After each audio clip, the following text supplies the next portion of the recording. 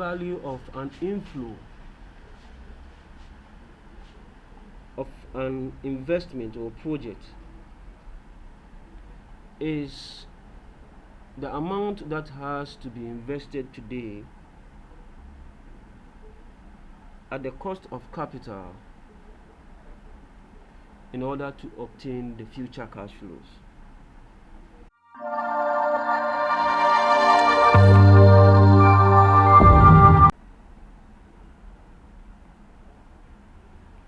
The net present value method, the NPV method. Now, what is the net present value method?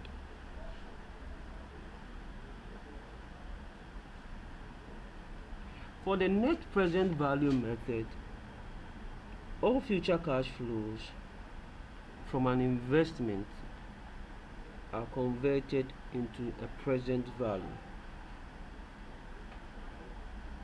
And how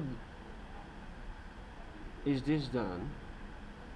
We do that by discounting future cash flows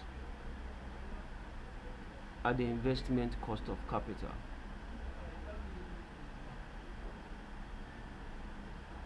So the present value of an inflow of an investment or project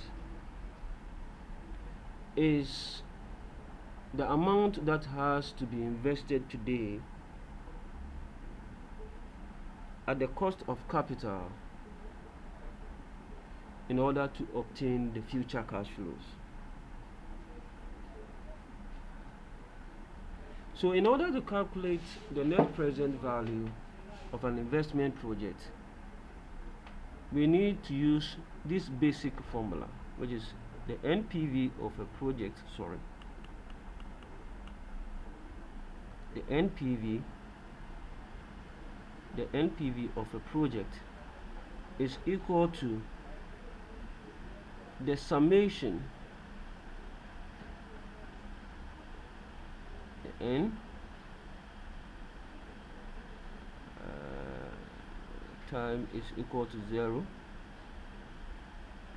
of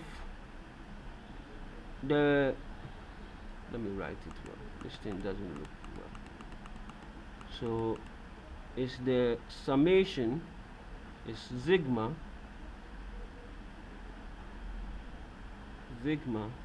n then t starting from year 0 of the present values of the project. But how do we calculate the present values? It is calculate the present values of the cash flows of the project. But how do we calculate the present value of the cash flows of the project? By discounting them. So 1 all over the cash flows at time t minus the cost of investment in year 0.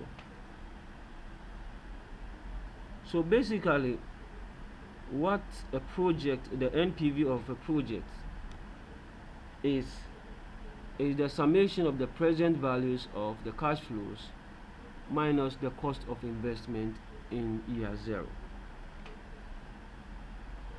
So for instance,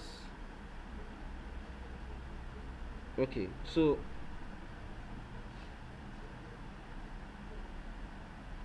before we move on, we need to look at some assumptions about the cash flows of under net present value.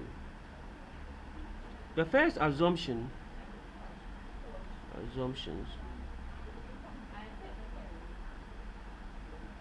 the first assumption is that all cash flows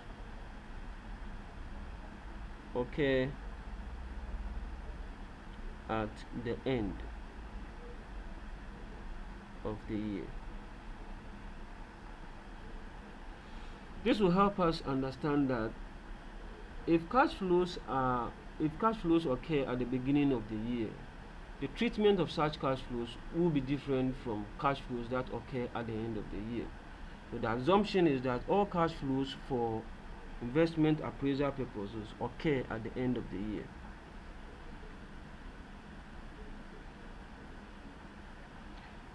if cash flow occur early in the year, that is, it does not occur at the end of the year, it is assumed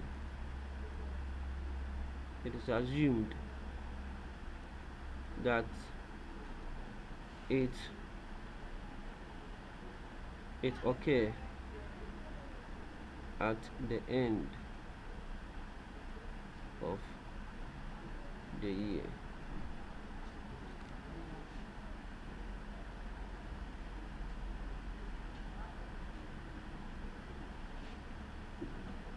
Okay, now when we undertake NPV calculations, what is the decision rule? What is the decision rule?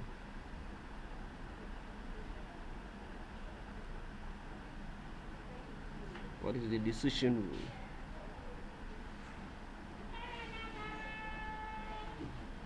The decision rule is that if after computing the NPV, if the NPV is greater than 0, we accept the project because it increases shareholders' wealth. If the NPV is less than 0, we reject the project because it reduces shareholders' wealth. Now, let's look at an example, a simple example.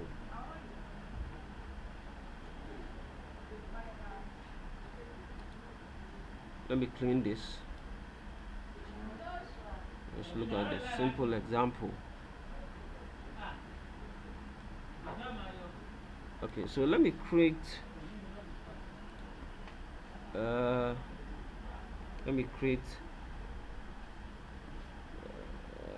two spaces here to help us manage the board well. Let's take a question. Now, a company estimates that its cost of capital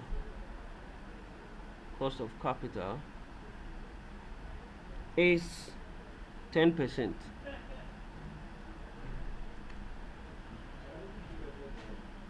It is considering whether to invest in a project with the following cash flows, and we will make a decision on the basis of the net present value of the project. So the cash flows are as follows. Cash flows are, now let me draw. I like using tables because it helps.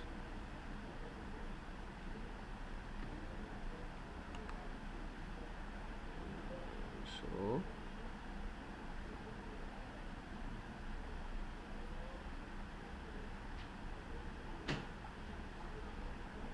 like using tables. So we have year,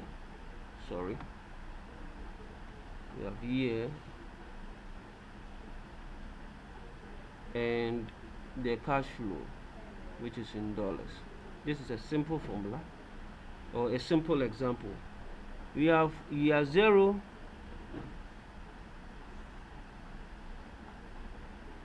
year 1. So year 0, year 1, and year 2. In year 0 we have $10,000. Year 2 is $6,000, and year 3 is $8,000. Should this project be accepted or rejected? This is a simple example given to you. Should this project be accepted or rejected? In order to accept or reject this project, we need to go on and compute the net present value. But in order to compute the net present value, we need the cost of investment. And you realize in this question they've placed 10,000 into brackets and is in year 0. This tells you that the cost of investment is undertaken when the project begins, and how much was spent on this project when it began was $10,000. So let's use two approaches. The first approach we are going to use is the formula approach. So the NPV here is equal to the summation. So here we are going to have 1 over 1 plus, sorry, okay, so here we are going to have year 1 is going to be 6,000 divided by 1 plus 0.10, which is the cost of capital here, okay, all exponent 1 plus 8,000 all divided by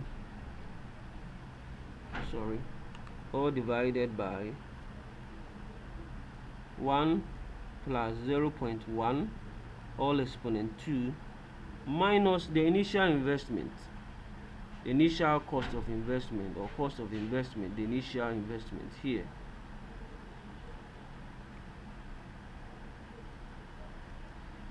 So here the initial investment is 10,000. Initial investment is 10,000 occurring in year 0, which is 1 plus 0.1 all exponent 0. So what are we going to get? What are we going to get? So the NPV, what are we going to get? So when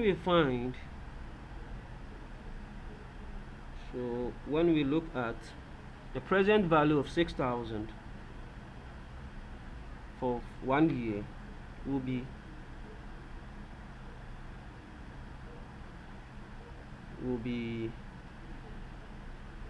the present value of 6,000 for 1 year is going to be 54.55 plus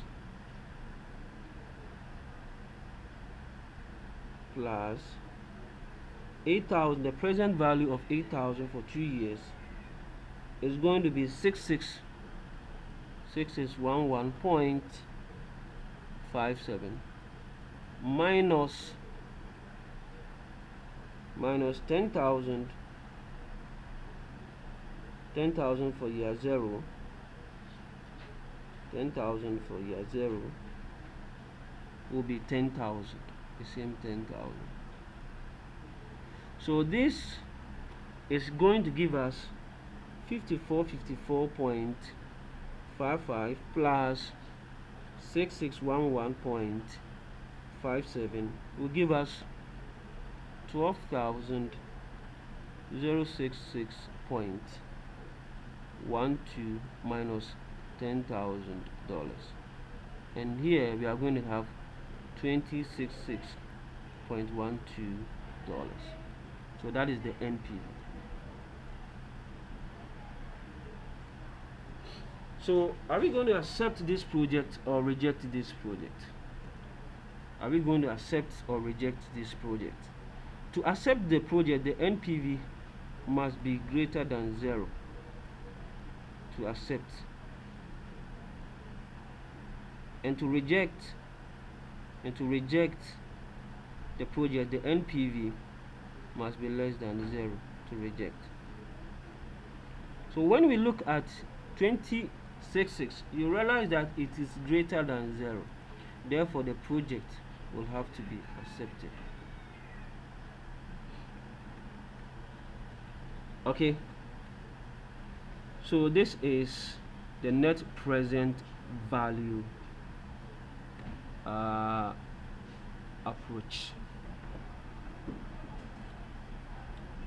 Now let's look at the advantages and the disadvantages of the net present value method. The first advantage is that it considers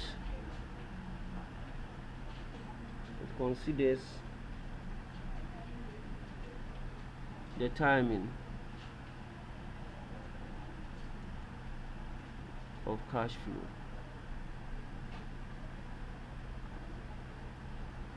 So it considers the timing of cash flow by calculating the present value of all the cash flows. 2. It is based on cash flows,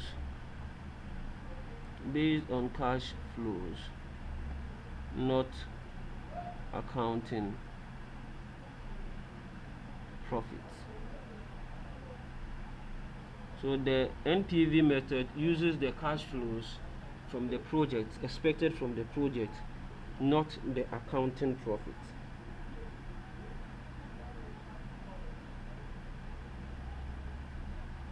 Uses cash flows, not accounting profit.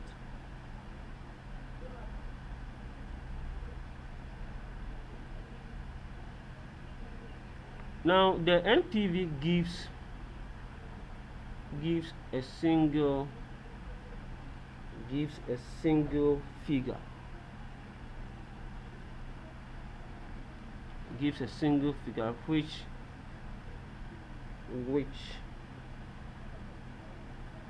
which can be used to assess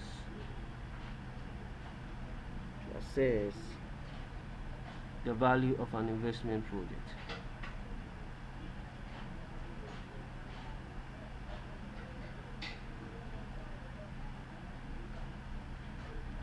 Used to assess the value of an investment project.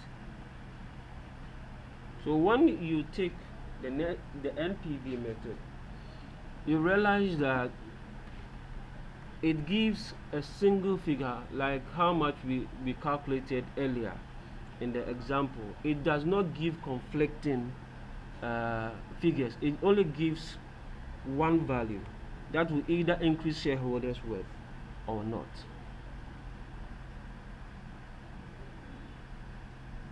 Now the NPV method gives a decision rule which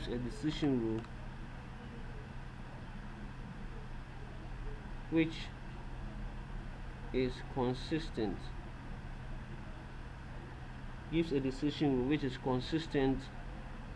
with the objectives of maximizing shareholders' wealth.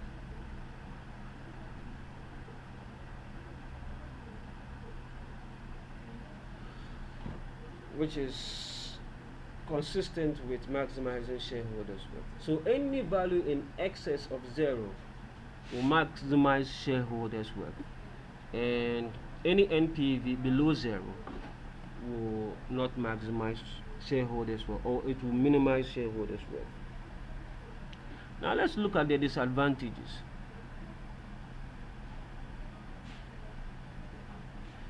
Now, central to NPV calculation is the time value of money.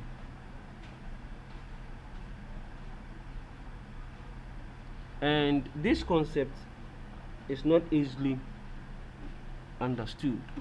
So time value of money used in NPV computation is not easily understood.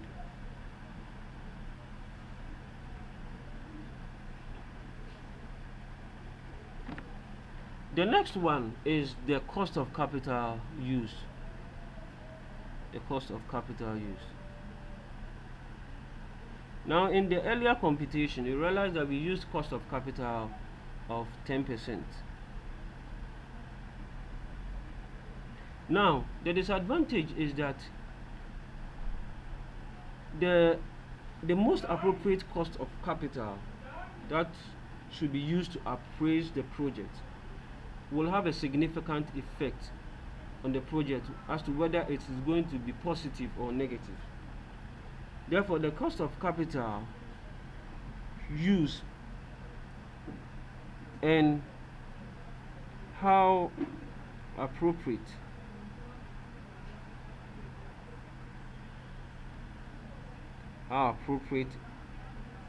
it is provides a challenge in NPV computation.